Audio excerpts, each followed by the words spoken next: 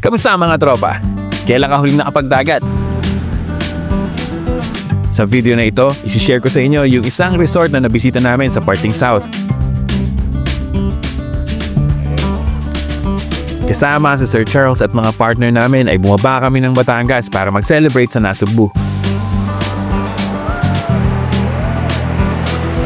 Kung ano ang na-experience namin dito, tara, ikukwento ko sa inyo.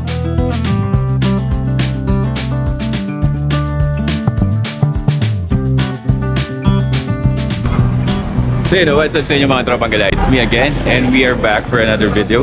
We're here in Looc, Batangas. So pasok natin ng Batangas. So for today, may pupuntahan tayo isang lugar na napuntahan natin dati pero ngayon pa lang natin mag-feature. We will just celebrate October Babies. So I'm with Sir Charles and Aling Lumibaos and si Cathy kasama ko. Ipapunta rito, dumaan kami ng Cabiang or ng tan sa palabas ng Maragondon. Dumaan kami ng Cabiang Tunnel and sobrang solid, no? And sobrang ganda ng mga view dito. Samahan nyo muna kami mag-lunch and yeah, we'll see kung ano mangyari. Let's enjoy the day. Let's go!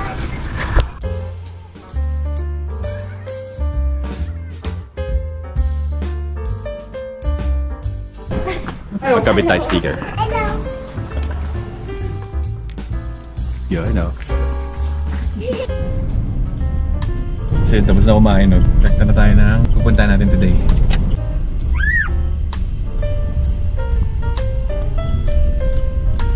Sa hotel mo. Yun, no? So yun, dito tayo ngayon sa Nasugbu. And we're here sa Canyon Cove Resort or resort and restaurant. We're gonna spend a weekend here with the Lumibaos family and kasama ko si Cathy. Kanina pagdating namin, no, medyo nag-uulan kaya hindi ako masyado nakapag-video. Kumuha kami ng room for 4 people. Merong dalawang bed. Actually, tatlo nga eh kasi merong isang part dito sa gilid na nilagyan din nila ng bed sa bandang window. The good thing about Canyon Cove is malaki yung place, may pool na malawak talaga and pwede yung bata.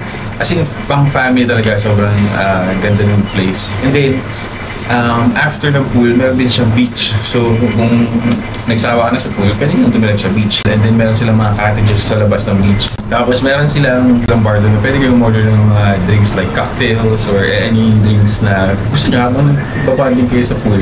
Yung nakuha naming room, it comes with a breakfast buffet. Meron silang restaurant dito na pwede nyo kumain. Konting reminders lang, bawal magpasok ng mga cooked food, drinks, may corkage fee sila. Pwede rin naman kayo lumabas in case na kailangan nyo bumili. Tingnan natin kung ano yung mga experience natin dito ngayon. Samahan niyo pa kami. Let's go! Weekend itong pagbisita namin pero sa laki ng lugar ay hindi mo na din mapapansin na marami palang naka-check-in. Tumambay muna kami sa malaki nilang pool. Kinesting yung mga drinks sa minibar sa gitna nito. Tapos ay sumaglit naman kami sa beachside para pagmasdan ang pagpapaalam ni Haring Araw. Napakaganda talaga ng paglubog ng araw. Paalala na may bagong bukas. Paalala na laging may pag-asa. Isa din katibayan na kahit anong mangyari sa araw mo, pwede pa din itong magtapos ng maganda.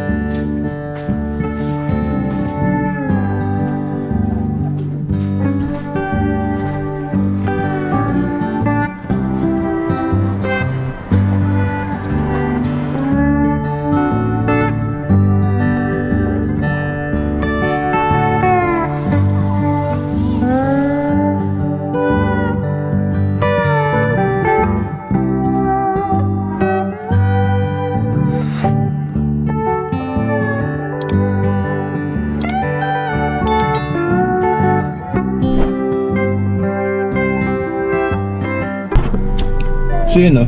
Nakapag-prep na, ligo na rin, nakapag-banlaw na yun all. Ito na. Charles, nandito lang kami sa isang gas station.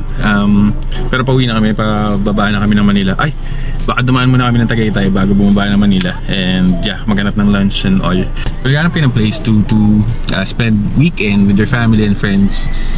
Solid dun sa Canyon Cove. Yun nga, yung mga prices dito na lang para mas maganda sila yung kausapin nyo. Maraming salamat kung umabot kayo hanggang dito. If you like this type of vlogs, kindly subscribe to the channel. Subscribe na rin kayo kay Sir Charles of Tinibaw, and kay Tres and Sonen na rin, wala sila dito. So next time makasama na sila. Yeah, God bless everyone. Again, ride safe sa mga nagmumotor. Ingat sa mga nasa biyahe. And I'll see you guys in the next video. Ciao!